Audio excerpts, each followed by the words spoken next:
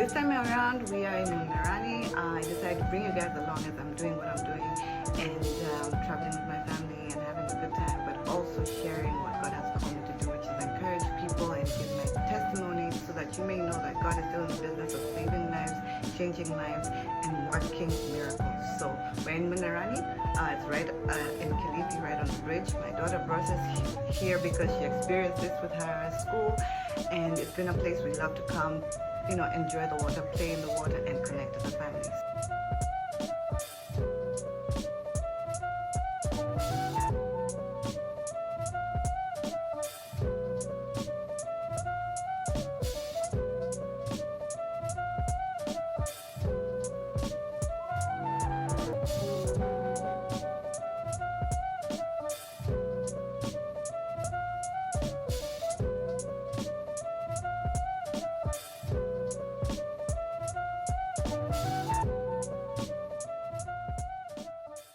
Did I ever tell you all how I got saved? It wasn't all warm, cozy feelings. I wasn't happy to meet God. I just didn't have another choice. So this is how it went. One time I was suffering from depression. This was around 2007. Everything that could have gone wrong in my life did go wrong. I lost my job. I lost my mind, like literally in and out of psych wards. And now I was so done. I was so tired. I had lost my friends, so I just wanted to take my life. I was so tired. I used to get up in the morning and say, oh God, I'm still here. I just wanted rest. No matter how many times I tried or thought about killing myself, it seemed like even death didn't want me, y'all. It was so wild. So on this day that I was in the bathroom, I still lived at my mom's place, and I was holding pills in one hand and razor blade in the other. And believe you me, I was ready to take them. I had this audible voice. Yes, very audible. And before you ask, like, what do you mean you are hearing voices? I had been diagnosed with schizophrenia, so I had been hearing voices. I told you I was Looney Tooney Cuckoo Kachu. So I was hearing voices, and then I heard this one voice. But this voice was different. The other voice used to tell me you are a waste of space. Why don't you just kill yourself? Nobody likes you. You're a burden, and all those things. But this voice was very authoritative, but very calm and very peaceful, kind of like your dad, when they're mad, but they're not losing their cool. And this voice said, you know what, if you take your life, I will hold you accountable. At that point, I was so mad, and I was like, where were you? Because now I knew it was God. And I was like, where were you when I was a child and I was getting sexually abused? Where were you when I was 10 years old and I had given up on you? Where were you when I was just going down the drain, when I was going in the wrong way? Where were you when I was raped, when I was being beaten in abusive relationships? Where were you? And now when I want to end it all because there's no other way out, you want to come and tell me that if I do this, you're going to hold me accountable and probably take me to hell, right? So nothing, the voice didn't speak and let me just rant on.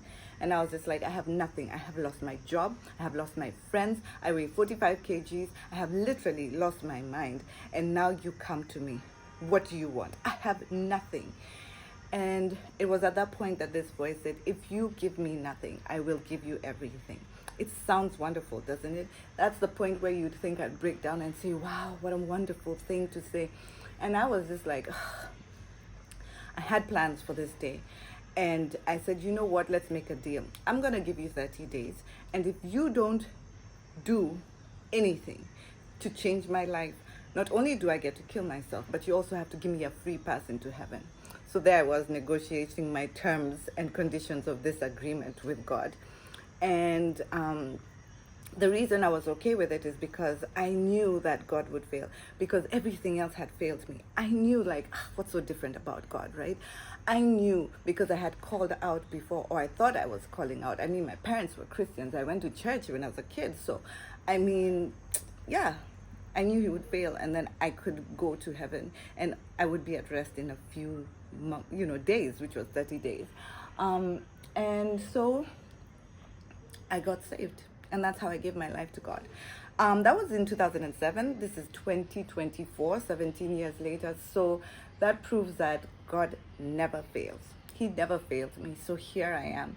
And true to his word, he gave me everything. The first thing he gave me was peace. Peace, because my mind was racing. I used to have panic attacks. I was anxious.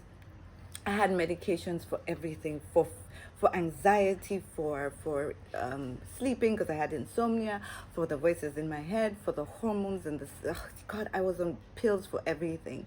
I was a zombie, but God came and just breathed life into me. I kid you not, and I had peace for the first time in God knows how long. My hands used to shake. I used to have wild panic attacks, but I met God, and He literally said, "Shh." To the storm that was brewing in my heart and in my mind. And that was the first 30 days of my salvation, complete and utter peace. And that came with me quitting smoking, but that's a story for another day. But that was it. That's how I got saved. That audible, wonderful, authoritative voice of God that said, if you give me nothing, I'll give you everything. So I'm going to speak to somebody right now, Carol, Linda, Max, Mike, Mungai, whoever you are, and the voice has told you, and people have told you, you're useless, you're a waste of space, you're a disappointment, I wish I never had you. Guess what? God was intentional when He allowed you to come to be in this world. He has a purpose for you, and you are useful, you are valuable, and He loves you. So give Him nothing. Give Him nothing. Come to Him as you are. I don't care if you just rolled out of bed and you are in somebody else's bed. Come as you are. I don't care if you're in a bar right now. Come as you are. Give Him absolutely nothing, and He will give you everything. All right?